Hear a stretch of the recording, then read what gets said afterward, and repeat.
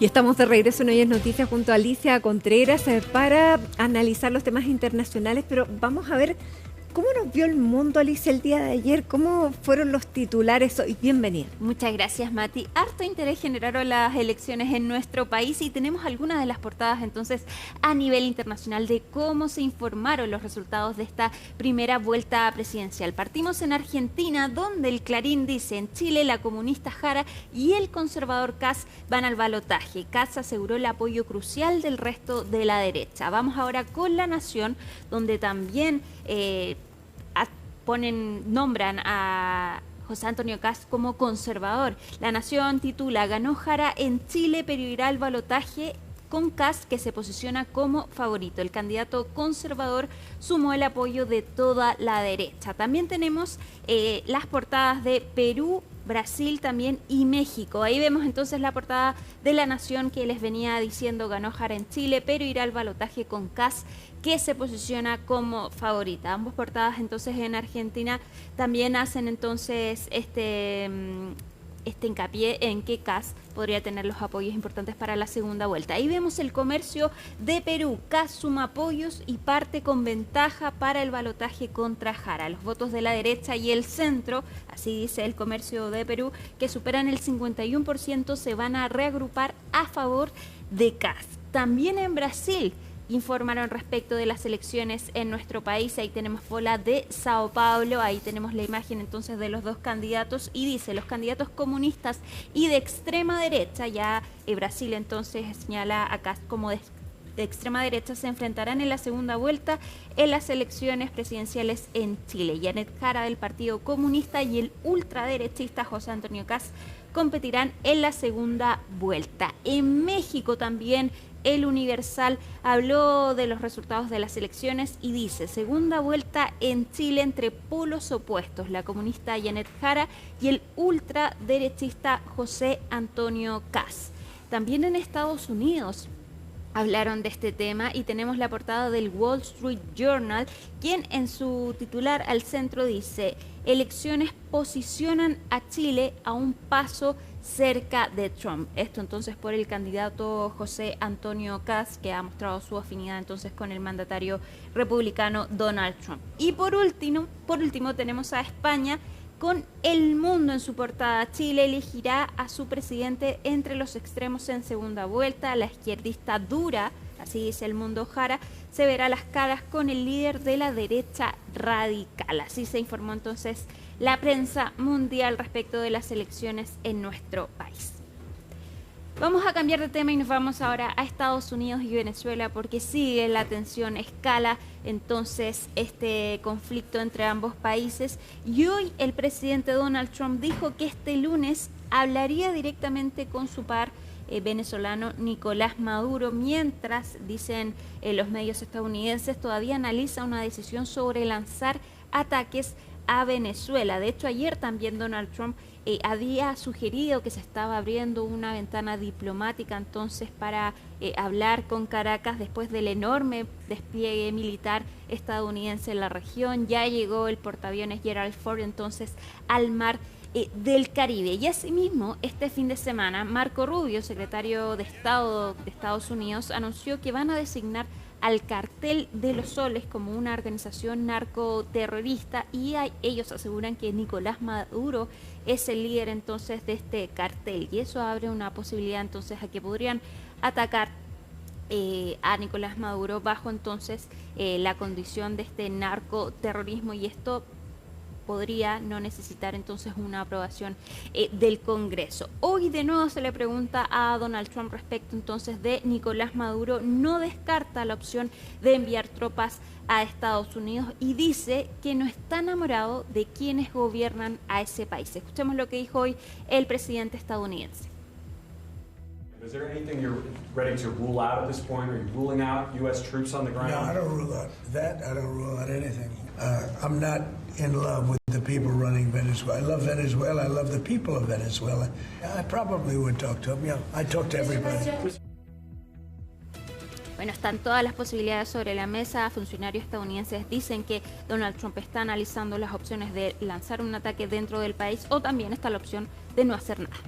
Vamos a cambiar de tema, seguimos en Estados Unidos porque Donald Trump también se refirió a los archivos Epstein después de que la semana pasada se revelaran correos electrónicos de el delincuente sexual donde apuntan a Donald Trump y dan a entender que él sabía entonces del tráfico de mujeres que se estaba haciendo con fines sexuales. Hoy, más bien ayer, Donald Trump a través de su cuenta de Truth Social dijo que debería el Congreso entonces aprobar que se liberen todos los archivos del caso Epstein, dando entonces un giro radical en su postura y asegura que él no tiene nada que ver entonces con el delincuente sexual, sino que son más bien los demócratas que están involucrados en este caso. Se le pregunta hoy respecto de este tema y le preguntan si él firmaría entonces el proyecto de ley si es que el Congreso aprueba liberar los archivos del caso Epstein y él dice, sí, yo lo firmaría.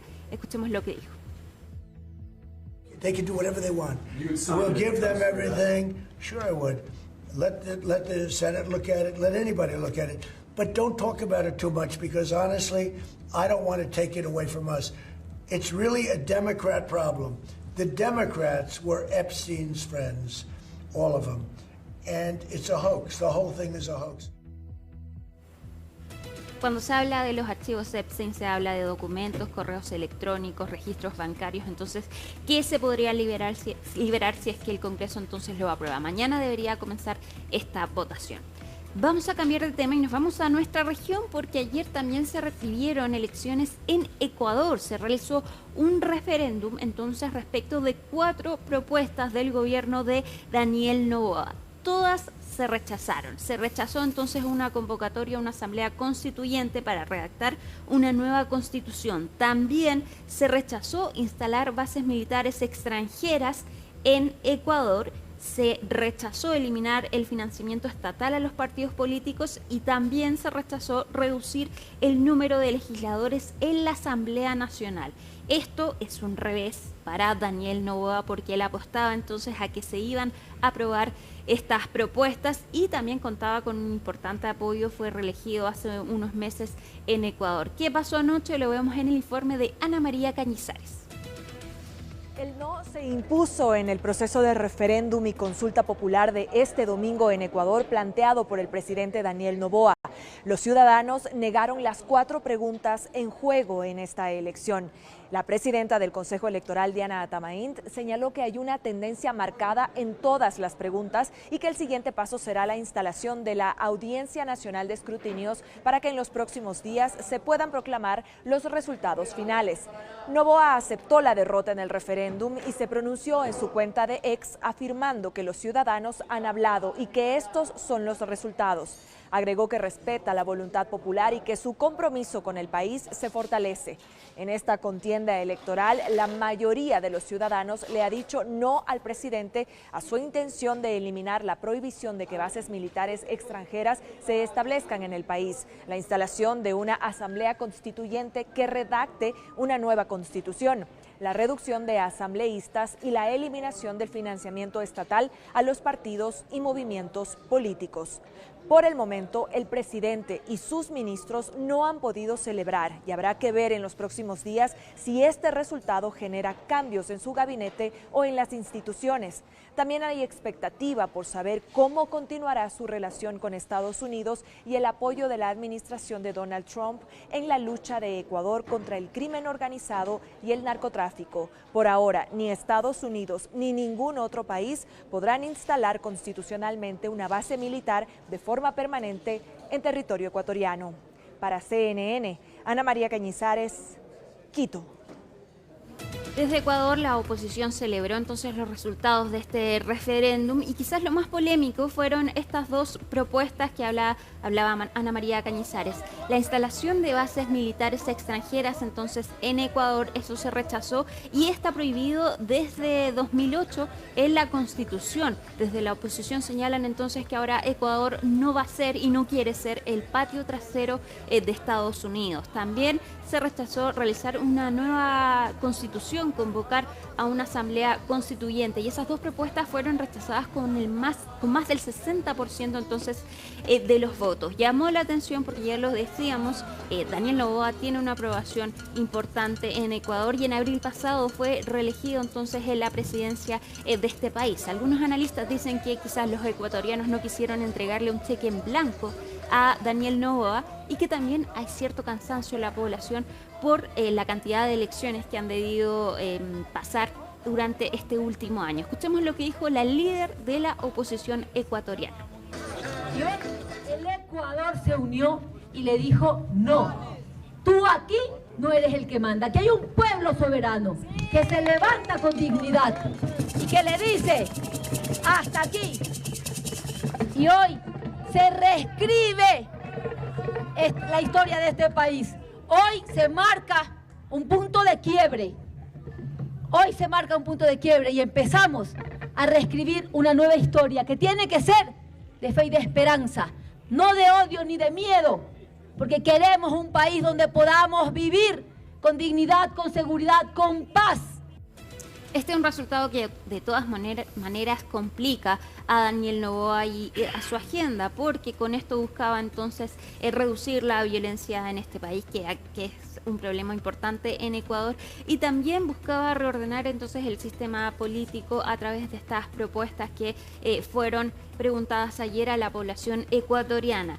Esto fue una sorpresa porque él también decía que estaba completamente seguro de que se iba a aprobar este referéndum, principalmente porque en abril pasado fue reelegido con el 55% de los votos. De hecho, en octubre de este año, CNN en español habló con Daniel Noboa y le preguntó respecto de estas 4 propuestas. Esto fue lo que dijo. ¿Se siente seguro de obtener un resultado positivo en el referéndum del 16? Sí, estoy convencido de que la gente va a apoyar y la gente quiere un cambio real. Quiere un cambio real, ha visto cómo hemos luchado, cómo nos han tirado abajo muchas leyes por medio de la Corte Constitucional, y una Asamblea Constituyente va a reformar la Constitución de tal forma, o va a hacer los cambios necesarios para la realidad de hoy, para todos los problemas que vivimos. La gente quiere que su voluntad sea respetada. Por ejemplo, lo de las bases militares. Sí. Algunos critican y dicen pues que falta de soberanía. Es trabajo en conjunto. Hay bases militares en Colombia, hay bases militares de otros países. Es colaboración. Perú, es colaboración. Y la gente se siente más segura con una base militar al lado. De todas maneras, Daniel Noboa aceptó rápidamente los resultados entonces anoche, cuando se conoció que la población ecuatoriana rechazó entonces las 4 propuestas del gobierno.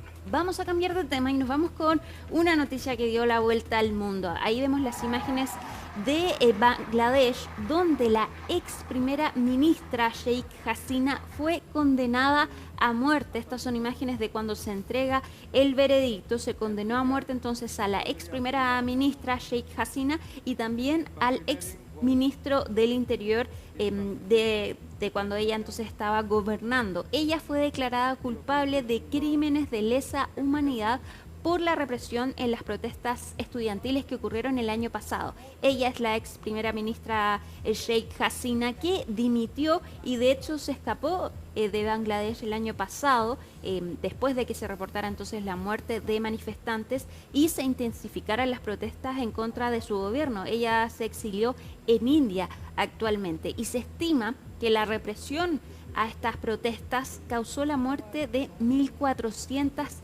personas.